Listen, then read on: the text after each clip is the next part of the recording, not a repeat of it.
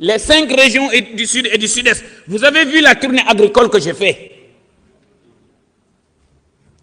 Nos équipes n'ont ménagé aucun effort pour aller dans les coins et les recoins des 5 régions du Sud et du Sud-Est. Au passage, permettez-moi de remercier et de féliciter la population de Salémata. Vous avez regardé le succès que notre gouvernement a fait avec la coopérative agricole communautaire de Salémata. Il y a de cela 18 mois. Quand notre gouvernement était en train d'arriver, on était parti à Salémata pour distribuer des vivres contre la sécurité alimentaire. Sous le leadership de son Excellence le Président de la République et le Premier ministre, qu'est-ce qu'on a fait?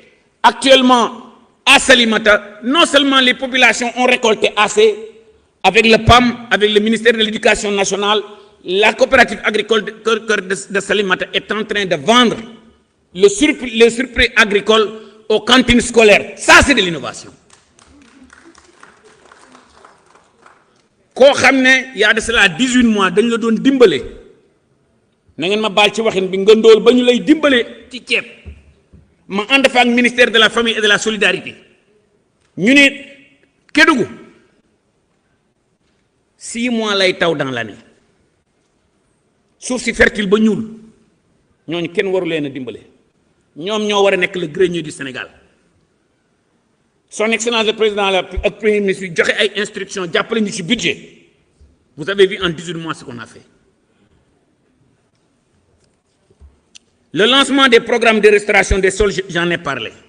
La digitalisation, j'en ai parlé. Honorable député, aidez-nous à accélérer la digitalisation parce que nous avons une commission, la digitalisation, c'est réglé. Je me suis engagé que nous allons une commission, nous allons une sous-commission, ngeen yabal seeni représentant ñu représenter leen ci commission yi comme ni ma leen ko waxee boole leen ci jigéen ñi boole leen ci jeunes yi transparence boobu su amee loolu mooy jubal jubanti.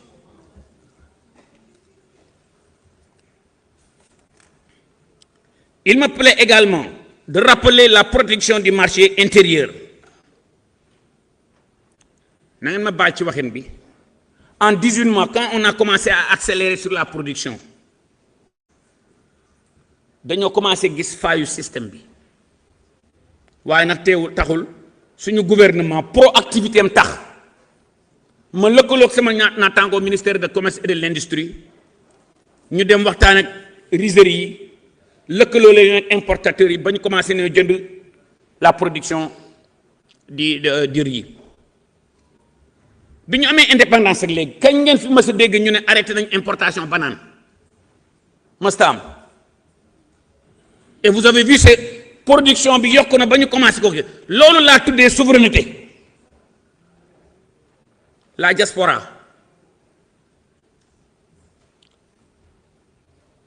importance su diaspora ci suñu dëkk man Mabouba Diagne firnde laa si j'ai fait 25 ans à l'étranger. J'ai travaillé dans des multinationales, dirigé des banques. Bi ma ñibbee diaspora bi dañoo am ñaari mbir. Capacité d'investir ak xam-xam bu ñu jëlee bitim réew. Honorable député, je m'engage devant cette illustre assemblée. Non seulement on va travailler avec la diaspora, vous allez voir avec la journée nationale de la diaspora li leen suñu gouvernement bi dencal. Et si vous me permettez d'illustrer 2 pays, l'Espagne et l'Italie. Notre pays importe 15 000 tonnes de tomates concentrées. C'est l'équivalent de 80 000 tonnes de tomates fraîches. 666 serres de 1 hectare, le problème il est réglé. 10 diaspora bu nekk nga boole leen benn serre. Suñu indee 30-40%, les banques locales accompagnent leen. Suñu leen banques locales yi mënut a accompagner, vous faites des crédits export jaarale ko banques locales yi. Loolu la président Ousmane Sonko di wax. Mobilisation des ressources endogènes. Le Sénégal sera développé par les Sénégalais te diaspora bi dañ ci war a saf sàpp. Ma ñëw ci meew mi. Nous importons plus de 100 millions d'euros de lait. C'est 78, c'est presque entre 65 et 70 milliards. Il nous faut 100 000 vaches laitières améliorées génétiquement, 50 000 hectares d'ensilage de maïs et de sorgho pour que le problème soit réglé. Il faut aussi diaspora bi am na lu ñu fa mën a investir. Les coopératives agricoles communautaires, la coopérative des diasporas loolu yëpp mën naa nekk. Président, honorable député, permettez-moi de demander aux Sénégalais d'être patients, parce qu'un pays ne se construit pas en 18 mois. Ça me plaît de voir que son Excellence le Président de la République et le Premier ministre, il parle de Sénégal 2050. Mais nous avons vu en 18 mois ce que ce gouvernement-là a fait.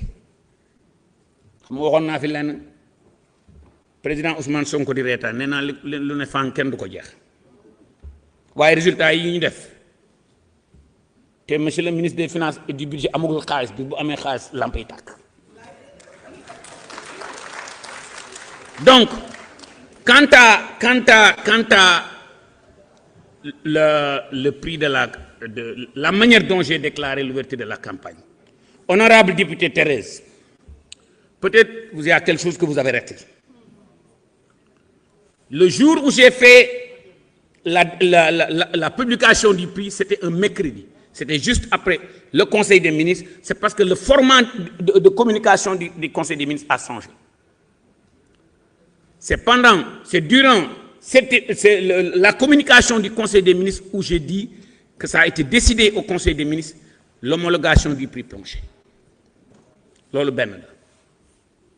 C'est vrai que mes équipes m'ont dit de ne pas répondre, mais honorable député Thérèse, avec tout le respect que je vous dois, je vais répondre. Parce que vous m'avez interpellé.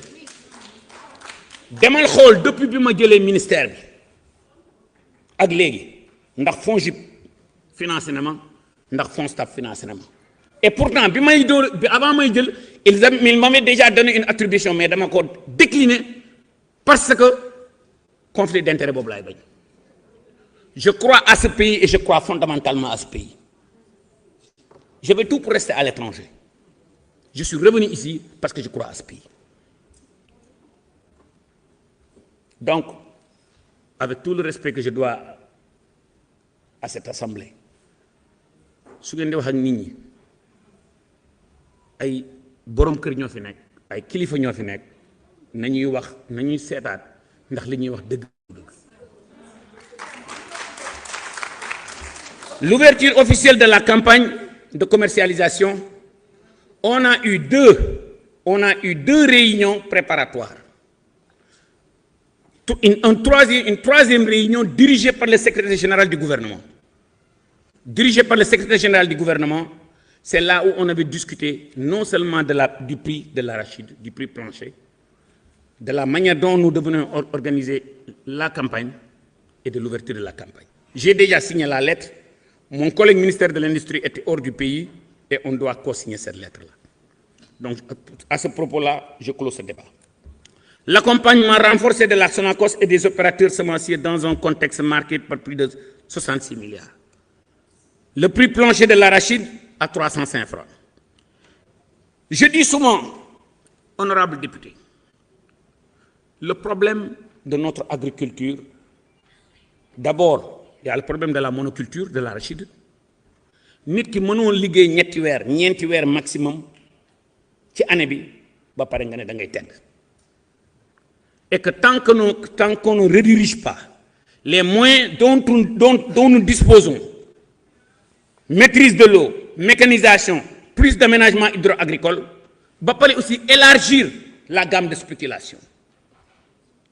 Nit ki mën na bay ñeenti weer la mu daan bay mais soo ko indilee ndox soo indee forage aménager ko indi groupe indi solaire connecté ko léegi nag formaliser ko à travers les coopératives agricoles communautaires financement day daal di yomb y compris l'assurance agricole parce qu'il y a le changement climatique.